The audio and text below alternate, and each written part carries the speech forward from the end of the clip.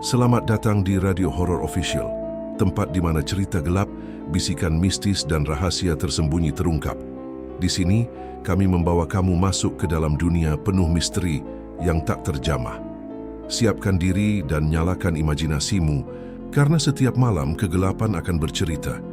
Jangan lupa untuk like, komen, dan subscribe agar kamu tidak ketinggalan cerita horor terbaru dari kami. Baiklah, tanpa berlama-lama lagi, langsung saja ke ceritanya.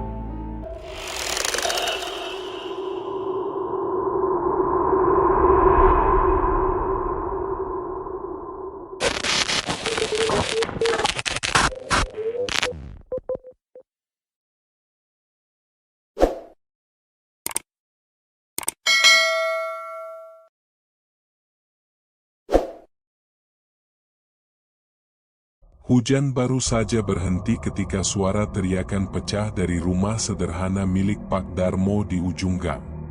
Warga berlari berhamburan menuju sumber suara. Di teras rumah, tampak Sari, adik perempuan Bagas, menangis histeris sambil menunjuk ke dalam kamar. Beberapa tetangga masuk lebih dulu, dan seketika suasana menjadi hening, seolah udara ikut membeku. Bagas, pemuda berusia 22 tahun yang dikenal ceria dan tidak pernah sakit keras, ditemukan terbaring kaku di lantai kamar. Posisinya aneh, tubuhnya melengkung seperti menahan sakit, kedua tangannya mencengkeram dada, dan mata terbuka lebar menghadap langit-langit. Mulutnya menganga sedikit, seperti ingin berteriak namun suaranya terhenti di tenggorokan. Pak Darmo duduk di samping jasad anaknya dengan wajah abu-abu, tubuhnya gemetar hebat. Dia tiba-tiba jatuh, bisiknya. Seperti ada yang mencekik. Warga mencoba menutup mata Bagas dengan lembut. Tapi yang terjadi membuat semua merinding, kelopak matanya tidak mau menutup, seolah ada kekuatan yang menahan. Di sudut kamar, tercium bau anyir samar, bercampur dengan aroma tanah basah yang tidak wajar. Lampu kamar berkedip pelan, lalu mati hidup seperti diganggu sesuatu. Salah seorang tetua kampung, Mbah Samin, berdiri paling lama di samping tubuh Bagas. Ia memperhatikan luka tipis di leher Bagas, seperti goresan kuku panjang. Lalu ia mendekat ke telinga Pak Darmo dan berbisik lirih, memastikan orang lain tidak mendengar. Anakmu bukan meninggal biasa, ada tanda dijemput sesuatu. Pak Darmo menggeleng keras, tapi Mbah Samin hanya menatap Bagas yang mulai tampak pucat kebiru-biruan. Ketika tubuh Bagas diangkat ke ranjang untuk dipersiapkan dimandikan, ada suara kecil seperti napas terputus keluar dari mulutnya. Sari langsung jatuh pingsan. Warga yang mengangkat tubuhnya saling pandang, tenaga mereka seperti ditarik turun oleh hawa dingin yang tiba-tiba menguasai ruangan. Dari jendela, angin membawa suara yang terdengar seperti bisikan. Beberapa warga mengira itu hanya suara angin malam. Tapi Mbah Samin memandangi halaman gelap di luar, wajahnya tegang. "Cepat siapkan perlengkapannya," katanya tegas. "Jangan biarkan malam semakin larut sebelum jenazah dimandikan. Kalau tidak, sesuatu bisa ikut bangun." Semua orang menelan ludah. Dan malam itu, tak ada satupun yang menyadari bahwa kematian Bagas hanyalah awal dari sesuatu yang jauh lebih mengerikan. Malam semakin larut. Angin dingin berhembus dari celah-celah genteng rumah Pak Darmo. Warga yang membantu mulai menyiapkan segala perlengkapan untuk memandikan jenazah. Ember besar berisi air, kembang 7 rupa, gayung, sabun, kain kafan yang sudah dilipat rapi. Di ruang tengah, beberapa ibu-ibu membaca surat Yasin dengan suara bergetar, namun setiap beberapa menit mereka berhenti karena suara ketukan terdengar dari arah dapur, padahal tak ada siapapun di sana. Di luar rumah, sendal-sendal warga yang ditaruh rapi tiba-tiba bergeser sendiri, seolah ada seseorang berjalan tak terlihat melintas di antara mereka. Di kamar mandi belakang, tempat Bagas akan dimandikan, dua pemandi jenazah, Pak Wito dan Pak Hanif, sedang mengisi ember dengan air panas yang dicampur air sumur. Saat Pak Wito menuang sebagian air kembang ke dalam ember, ia tiba-tiba mengernyit. Aneh, airnya tadi bening. Kini air itu tampak keruh kehijauan, seperti tercampur lumut. Pak Hanif mencoba menenangkan. Mungkin cuma sisa-sisa kembangnya. Namun saat ia hendak mengambil gayung yang tergantung di dinding, gayung itu jatuh sendiri, memantul sekali di lantai sebelum berhenti tepat di kaki mereka. Mereka saling menatap dengan wajah pucat. Di ruang duka, jenazah Bagas telah diletakkan di atas papan memandikan. Sari, yang sudah sadar, tidak henti-henti terisak melihat tubuh kakaknya yang mulai tampak kaku. Tiba-tiba lampu gantung berayun pelan, padahal udara sangat tenang. Pak Hanif masuk ke ruangan sambil membawa perlengkapan. "Maaf, Pak," katanya kepada Pak Darmo. "Tapi saya merasa ada yang tidak beres." Pak Darmo, dengan mata sembab, hanya mengangguk lemah. Ia juga merasakan hawa aneh itu sejak tadi, seolah ada sesuatu yang mengintai dari pojok-pojok gelap rumahnya. Baru saja semua alat siap disusun di samping jenazah, kain kafan yang diletakkan di kursi terbangun jatuh ke lantai tanpa sebab. Tidak ada hembusan angin. Tidak ada orang yang menyenggol.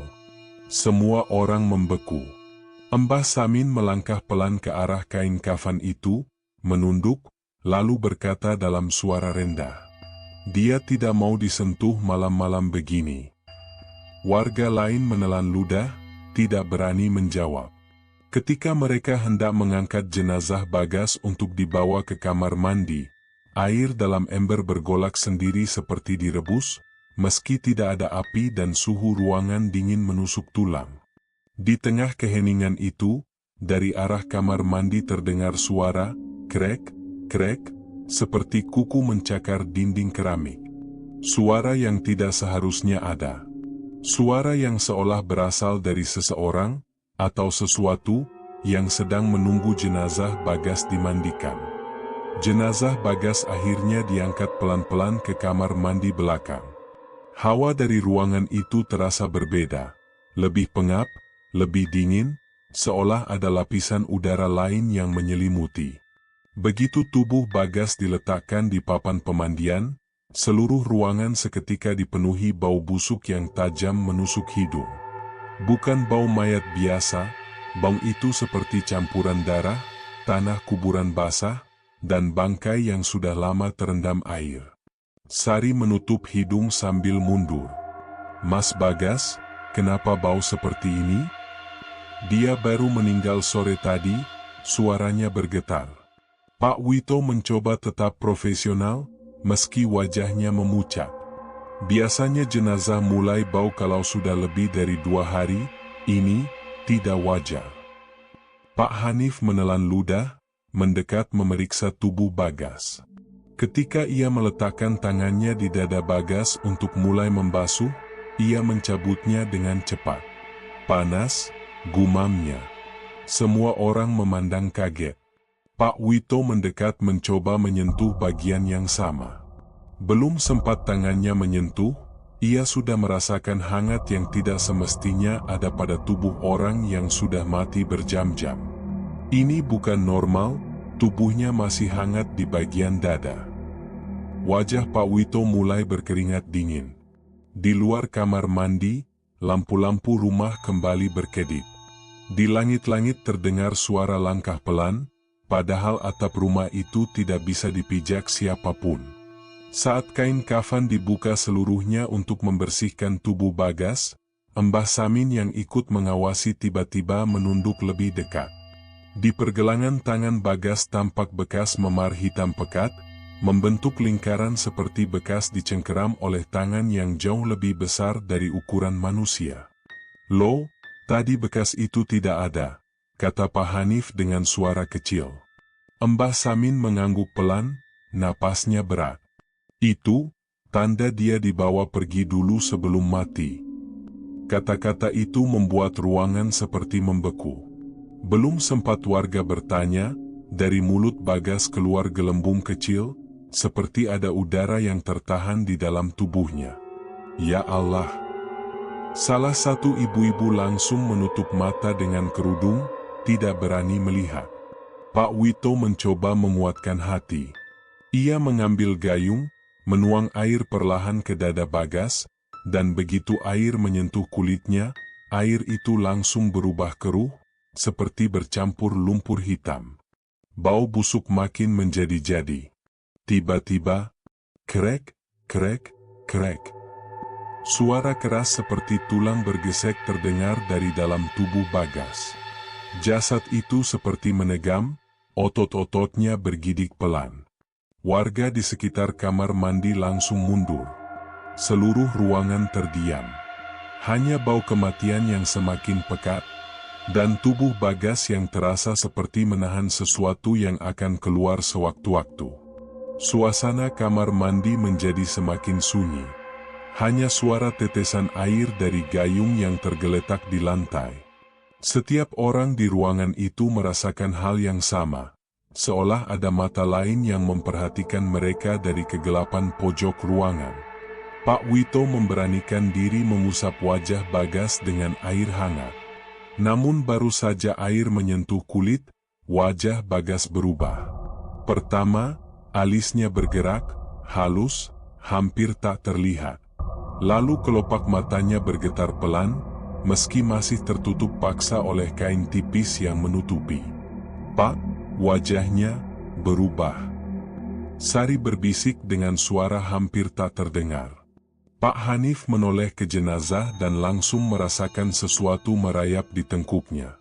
Wajah Bagas kini tampak seperti orang yang menahan rasa sakit luar biasa. Garis rahangnya mengeras, otot pipinya seperti menegang. Padahal ia sudah mati. Pak Hanif mencoba memeriksa lebih dekat. Ini bisa saja cuma reaksi otot yang terlambat, katanya mencoba menenangkan, namun suaranya sendiri gemetar. Mbah Samin, sejak tadi berdiri di dekat pintu sambil menggenggam tasbih, menggeleng pelan. "Bukan, itu bukan reaksi otot. Itu reaksi jiwa yang tidak tenang." Warga yang mendengarnya langsung merinding. Saat Pak Wito mencoba membuka mulut Bagas untuk memastikan tidak ada air yang tertahan, ia tertegun. Mulut Bagas terasa seperti mendadak keras, rahangnya menutup rapat, seolah ada kekuatan yang menahannya agar tetap tertutup. "Wito, sudahlah, kita bersihkan badannya saja," Pak Hanif berkata sambil menghela napas panjang. Namun saat kedua pemandi jenazah itu mulai membasuh bagian perut dan dada Bagas, kulit Bagas merespons. Perutnya bergerak sedikit. Bukan gerakan orang bernapas, tapi gerakan cepat, seperti sesuatu meronta dari dalam. Sari menjerit kecil, menutupi wajah dengan kedua tangan.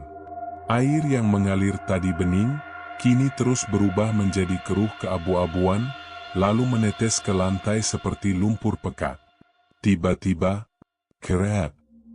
Wajah Bagas menoleh sedikit ke arah kanan. Gerakan lambat, kasar, seperti tulang lehernya dipaksa bergerak. Semua orang membeku. Pak Hanif menjatuhkan gayung dari tangannya. Pak Wito mundur sambil menahan teriakan. Sari langsung jatuh terduduk. Tetapi bukan hanya wajah Bagas yang berubah. Tatapan kosong dari matanya yang semula tertutup kain kini mendorong kain itu naik sedikit, seolah ada tekanan dari bawah. "Kainnya bergerak," ucap salah satu ibu sambil terisak. Dan tepat saat ruangan menjadi hening, kelopak mata Bagas menegang keras, bergetar seperti hendak membuka. Seolah ia sedang berusaha melihat siapa saja yang berada di sekelilingnya. Seolah ia belum benar-benar pergi. Seolah ia ingin kembali. Suasana kamar mandi berubah menjadi begitu hening, sampai-sampai suara napas panik para warga terdengar lebih keras dari biasanya. Lampu di atas berkedip pelan, menebarkan bayangan panjang yang menari-nari di dinding keramik. Pak Wito dan Pak Hanif saling pandang, ragu untuk melanjutkan. Namun Mbah Samin berkata lirih, "Teruskan saja. Jangan berhenti, apapun yang terjadi." Dengan tangan tremor, Pak Wito mencoba menyiramkan air ke dada Bagas lagi. Tepat ketika air menyentuh kulitnya, dada Bagas bergerak. Hanya sedikit. Turun, lalu naik. Gerakan halus, tapi begitu nyata sehingga membuat semua darah mengalir keluar dari wajah warga yang menyaksikan. Pak Hanif membeku. "Itu, barusan, dia bernapas?" Pak Wito mundur perlahan. Tidak mungkin orang mati bisa." Belum sempat ia menyelesaikan kalimat, tangan Bagas mencengkeram pinggir papan pemandian. Gerakannya cepat, patah-patah, seperti tangan yang kaku dipaksa hidup kembali. Ibu-ibu di luar langsung menjerit dan berhamburan keluar rumah. Sari terjatuh sambil menangis, Mas kenapa, Mas kenapa?" Dari mulut Bagas, keluar suara kecil, seperti hembusan napas yang terpotong-potong. "Hakaka, hakaka." Bukan suara manusia hidup. Lebih mirip suara yang datang dari tenggorokan yang penuh air. Air di dalam ember mengeluarkan gelembung-gelembung kecil meski tidak ada yang menyentuhnya. Seolah ada tekanan gaib merambat lewat udara ruangan itu. Pak Hanif, yang paling dekat, pelan-pelan menyentuhkan ujung jarinya ke lengan Bagas untuk memastikan. Dan saat itu terjadi, blag. Ember besar yang berisi air kembang tergeser sendiri, jatuh dan menumpahkan seluruh isinya ke lantai. Air itu mengalir menuju kaki Bagas, namun anehnya, begitu menyentuh kulitnya, air itu seperti tersedot masuk, menghilang tanpa bekas. Seolah tubuh Bagas menyerapnya. Pak Hanif, kini benar-benar ketakutan, meraih tangan Pak Wito. "Wito, kita harus berhenti. Ada yang salah besar di sini. Dia seperti tidak mau pergi." Di pojok ruangan, Mbah Samin menunduk sambil komat-kamit membaca doa, namun wajahnya justru semakin pucat. Karena ia melihat sesuatu yang orang lain tidak lihat. Ada bayangan tinggi berdiri tepat di belakang Bagas. Bayangan tanpa wajah. Bayangan yang terus menunduk, mendekat, seperti menunggu. Dan ketika dada Bagas kembali bergerak, kali ini lebih jelas, lebih panjang. Semua orang sadar bahwa apapun yang terjadi, mayat itu sedang mencoba kembali ke tubuhnya. Suara air yang menetes di lantai kamar mandi seperti berubah menjadi gema panjang, memantul-mantul dalam ruangan yang kini terasa jauh lebih sempit dari sebelumnya. Hawa dingin merayap dari ujung kaki warga yang menyaksikan, naik ke tulang belakang mereka, membuat punggung seperti ditarik oleh tangan tak terlihat. Pak Wito memegang dinding, hampir tumbang. Sari memeluk lutut sambil menangis keras. Pak Hanif terus-menerus membaca istighfar, namun kata-katanya patah-patah. Jenazah Bagas, yang seharusnya diam, kini bergerak, dada naik turun dengan ritme aneh. Bukan napas, lebih seperti tubuh yang dipaksa mengingat bagaimana cara bernapas. Tiba-tiba tubuh Bagas kejang. Lengannya terangkat sedikit, jemarinya menekuk patah-patah, seperti ada tali yang menarik dari dalam. Suara itu datang lagi, "Hakaka, hakaka, hahahakakaka." Suara dari tenggorokan yang seharusnya tidak bisa bersuara lagi. Dan kemudian sesuatu terjadi. Kain penutup mata Bagas, yang sejak tadi menutupi kelopak matanya, terangkat sendiri. Tidak ada angin. Tidak ada yang menyentuh. Kelopak matanya bergetar keras, lalu matanya terbuka. Bukan perlahan, bukan lembut, tapi melonjak terbuka seperti seseorang menendang pintu dari dalam. Ibu-ibu di luar kamar mandi langsung menjerit histeris sampai suara mereka pecah. Sari merosot pingsan, tubuhnya jatuh ke lantai tanpa sempat ditahan. Yang membuat semua orang semakin kehilangan akal. Mata Bagas bukan lagi mata manusia. Seluruh bola matanya hitam legam, tanpa putih, tanpa pupil.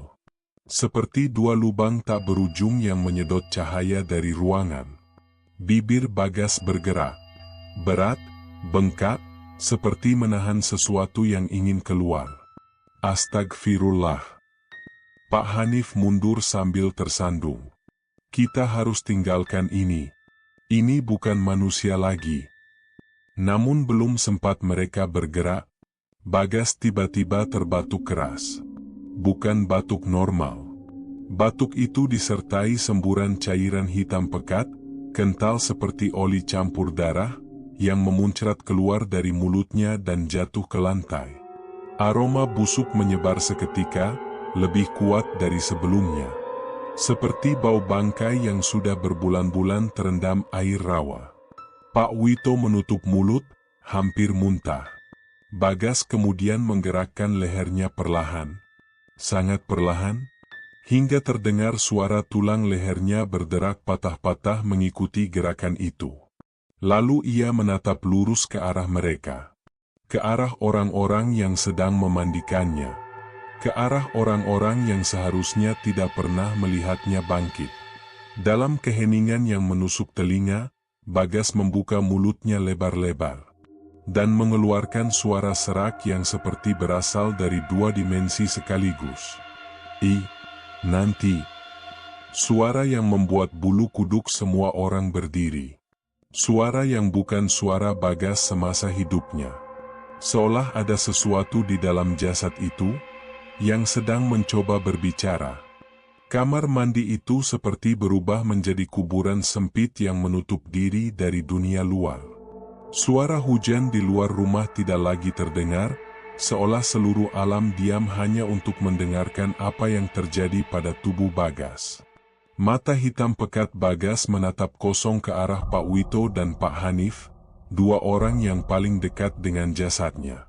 Tatapan itu terasa seperti ditancapkan langsung ke belakang tengkorak mereka. Tiba-tiba leher Bagas miring sendiri, bergerak patah-patah, seperti ada tangan tak terlihat yang memaksa arah pandangnya. Lalu, tangan Bagas bergerak.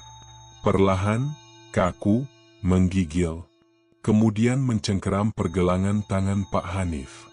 Cengkeramannya kuat sekali, mustahil dilakukan oleh jasad yang sudah mati. Lepaskan, lepaskan. Pak Hanif berteriak panik, mencoba menarik tangannya, namun Bagas mencengkeram makin keras. Dari tubuh Bagas keluar suara seperti napas yang ditarik dari dasar sumur. Kelopak matanya berkedut-kedut, dan untuk pertama kalinya sejak ia bangun, ia menggerakkan bibirnya jelas. Dari mulutnya yang hitam berlendir itu, keluar bisikan. Pelan, pendek, namun mematikan. Jangan, biarkan dia masuk. Semua orang terpaku. Suaranya bukan suara manusia biasa. Seperti suara yang ditarik dari balik dinding dunia. Pak Hanif hampir pingsan. Bagas menggenggam lebih kuat lagi, lalu berbicara sekali lagi, kali ini lebih jelas, nadanya penuh ketakutan, seperti seseorang yang terjebak dalam kegelapan dan melihat sesuatu mengerikan mendekat.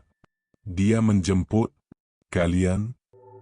Bagas menggigil keras, tubuhnya melengkung sedikit seperti menahan nyeri yang luar biasa. Kemudian, dengan suara paling serak yang keluar dari tenggorokannya. Satu, per satu. Sari yang baru sadar dari pingsan langsung menjerit histeris. Pak Wito tersungkur, tangannya bergetar hebat. Mbah Samin yang berdiri di pintu kamar mandi memejamkan mata, berbisik lirih. Ya Allah, tanda itu benar. Yang datang bukan malaikat, tapi penjemput gelap. Tiba-tiba Bagas mengangkat wajahnya ke langit-langit. Matanya melebar, bibirnya terbuka penuh seolah berteriak tanpa suara. Ruangan berguncang halus, seperti ada sesuatu lewat di atas rumah. Bayangan besar di langit-langit bergerak perlahan, melintas, seperti makhluk tinggi yang berdiri di luar tubuh manusia. Dan sebelum siapapun sempat bereaksi, Bagas melepaskan cengkeramannya. Tubuhnya terjatuh kembali ke papan pemandian. Tetapi ia belum mati lagi. Belum. Dari mulutnya keluar kata terakhir, pelan, sangat pelan, namun cukup untuk membuat semua orang kehilangan warna di wajah mereka. Dia sudah di dalam rumah. Lalu tubuh Bagas mulai kejang keras, menandai teror yang lebih besar, yang sebentar lagi datang. Setelah Bagas terkulai kembali di papan pemandian, suasana rumah menjadi senyap total. Tidak ada suara, tidak ada hembusan angin. Hanya detak jantung para warga yang terdengar seperti palu memukul dada dari dalam. Pak Hanif memegangi tangan yang tadi dicengkeram Bagas. Kulitnya memerah membiru, seperti dibekap tangan seseorang yang dinginnya bukan dari dunia ini. Dia bilang, "Sudah masuk rumah." Bisikan Pak Wito pecah seperti kaca jatuh. Lampu kamar mandi berpendar sebentar, lalu padam. Gelap. Gelap yang begitu pekat hingga semua terasa menempel pada kulit. Hanya satu sumber cahaya, lampu dari ruang tengah yang temaram, mengalir dari celah pintu. Dalam gelap itu, terdengar suara, tek, tek, tek, suara langkah kaki. Tapi bukan langkah kaki manusia. Langkah itu terlalu panjang, terlalu berat, terlalu lambat. Seperti sesuatu yang sedang menuruni tangga yang tidak ada. Sari memeluk dirinya sendiri sambil menangis pelan. Pak Hanif berdiri kaku, matanya memandang ke langit-langit gelap. Dari sana, dari tepat di atas ubun-ubun mereka, ada sesuatu yang bergerak. Bukan binatang, bukan manusia. Bunyinya seperti kuku panjang menggesek kayu, dibuat oleh makhluk yang berjalan dengan cara yang tidak benar. Kre, kre. Atap rumah berge meletup pelan. Mbah Samin melangkah maju dan berbisik sangat pelan. Dia sudah turun. Jangan menoleh ke belakang. Apapun yang terjadi, jangan menoleh. Semua orang menahan napas. Tiba-tiba, dari papan pemandian, tubuh Bagas terangkat sedikit, seperti ada yang menariknya dari belakang. Lalu jatuh lagi. Brak. Namun bukan itu yang membuat semua orang ingin berlari. Bayangan di dinding kamar mandi, yang seharusnya hanya bayangan tubuh mereka, tiba-tiba bertambah satu.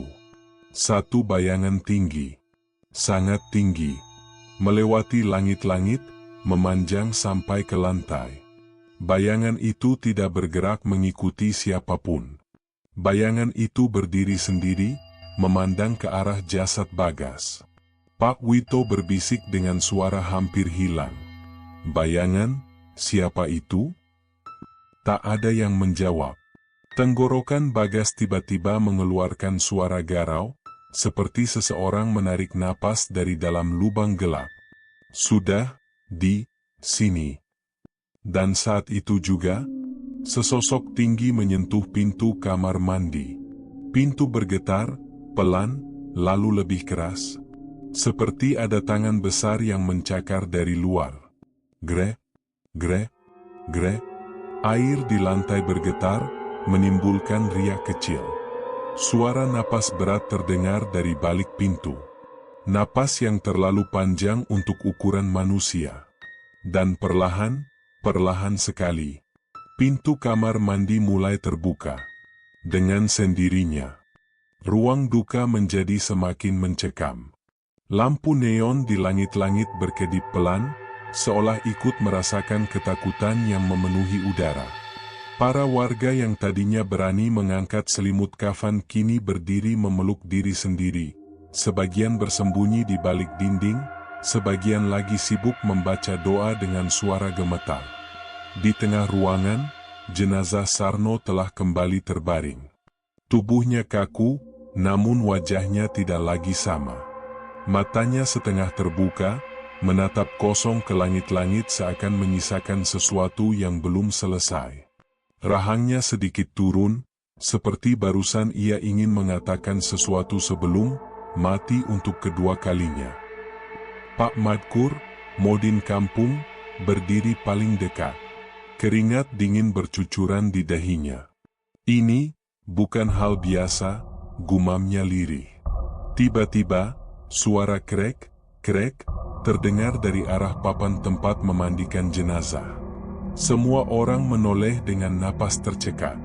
Papan itu bergetar, lambat, tapi pasti. Butun, yang sejak awal sudah pucat pasi, memekik pelan. "Pak, papan itu goyang lagi. Dia jangan-jangan..." Pak Madkur segera mengangkat tangannya memberi isyarat. "Diam, jangan panik dulu." Namun rasa takut warga sudah memuncak.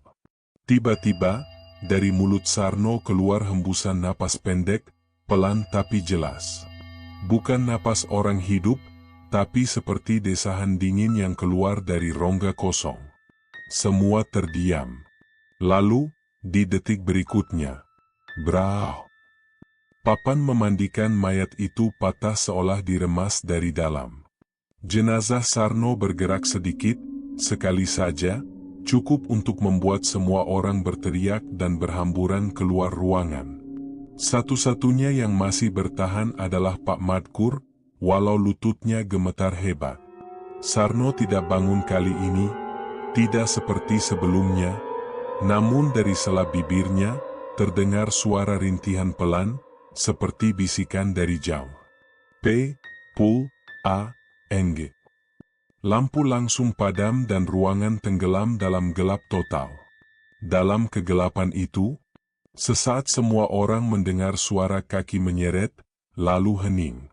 Sangat hening. Sampai seseorang berteriak di luar. "Pak Madkur, kaca jendela belakang pecah. Ada yang keluar."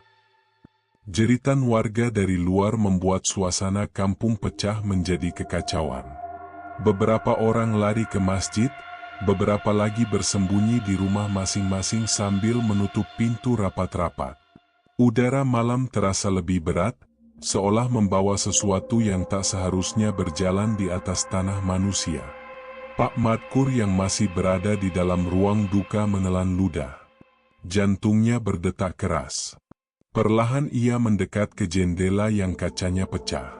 Sisa-sisa kaca berserakan keluar, tanda jelas bahwa ada sesuatu yang keluar, bukan masuk. Di luar jendela, tanah terlihat basah oleh bekas seretan, membentuk garis panjang menuju arah jalan setapak menuju rumah almarhum Sarno. Dengan tubuh gemetar, Pak Madkur berlari keluar. "Warga, jangan dekati jalan itu," teriaknya. Tapi sebagian warga sudah melihatnya lebih dulu. Di ujung jalan setapak, di bawah sinar lampu jalan yang temaram, terlihat sosok jenazah Sarno. Tubuhnya kaku, kain kafan masih melekat, tapi ia seperti diseret oleh sesuatu yang tak terlihat, perlahan-lahan, sangat perlahan, menuju rumahnya. Langkahnya tidak seperti orang berjalan. Tidak juga seperti orang merangkak. Tetapi seperti tubuh mati yang digerakkan paksa oleh tenaga gaib. Setiap kali ia bergerak, tulang-tulangnya mengeluarkan suara. Krek, krek, krek. Warga menjerit. Sebagian menangis histeris. Pak Madkur mencoba keberanian terakhirnya dan melangkah maju. "Stop, Sarno, kau mau apa?" Tubuh Sarno berhenti. Kepalanya menoleh pelan, terlalu pelan hingga sendi lehernya berbunyi patah, menghadap Pak Madkur. Dari mulut yang terbuka sedikit itu, keluar suara serak. Bukan suara manusia, bukan suara makhluk hidup. Peu, lang. Di rumahnya, di ruang tengah, terlihat sebuah foto keluarga lama tergantung di dinding. Foto itu pecah sendiri seolah ada yang merindukannya. Dan seakan menjawab panggilannya sendiri, tubuh Sarno kembali bergerak. menyeret diri ke arah rumah itu, lalu jatuh tepat di depan pintu rumahnya, diam, tak bergerak lagi. Tubuhnya kembali menjadi jenazah, kaku dan dingin. Tak ada suara, tak ada gerakan, tak ada napas. Benar-benar mati. Ketika warga akhirnya berani mendekat, mereka menemukan sesuatu yang membuat bulu kuduk merinding. Di lantai, tepat di bawah kepala jenazah Sarno, tertulis dengan darah kering, "Aku cuma mau pulang." Setelah itu, pemakaman dilakukan dengan cepat. Tidak ada kejadian aneh lagi, tidak ada suara, tidak ada gerakan. Tapi sejak malam itu, setiap kali ada jenazah dimandikan di kampung tersebut, para warga selalu menutup semua jendela dan mengunci pintu rapat-rapat. Karena mereka tahu, ada mayat yang pernah bangun untuk mencari jalan pulang. Dan mungkin, bukan hanya Sarno. Saudara pendengar, kisah yang baru saja kalian dengar adalah pengingat bahwa kematian bukanlah garis akhir yang kita kira. Sarno, seorang lelaki biasa, yang hanya ingin pulang untuk terakhir kalinya. Namun keinginannya itu membuat seluruh kampung menyaksikan sesuatu yang tak bisa dijelaskan dengan akal manusia. Bayangkan, mayat yang bangkit saat dimandikan, mayat yang bicara dengan napas terakhirnya, dan mayat yang berjalan sendiri menuju rumahnya. Semua terjadi tanpa satu pun rasa kehidupan. Kadang, arwah yang gelisah tidak meminta banyak, tidak meminta tumbal, tidak meminta doa khusus, tidak meminta perhatian, hanya ingin pulang, hanya ingin berada di tempat terakhir yang membuatnya merasa menjadi manusia. Tapi, saudara pendengar, bayangkan jika suatu hari nanti, ketika kalian berada di ruang duka, atau berjalan melewati rumah seorang tetangga yang baru meninggal, kalian mendengar suara seretan halus, pelan, tapi mendekat, krek-krek-krek. Dan saat kalian menoleh, kalian melihat sosok yang seharusnya sudah mati, tapi kembali mencari pintu rumahnya. Malam ini, pastikan kalian mengunci pintu. Pastikan kalian menutup jendela. Karena kita tak pernah tahu, arwah siapa yang masih ingin pulang.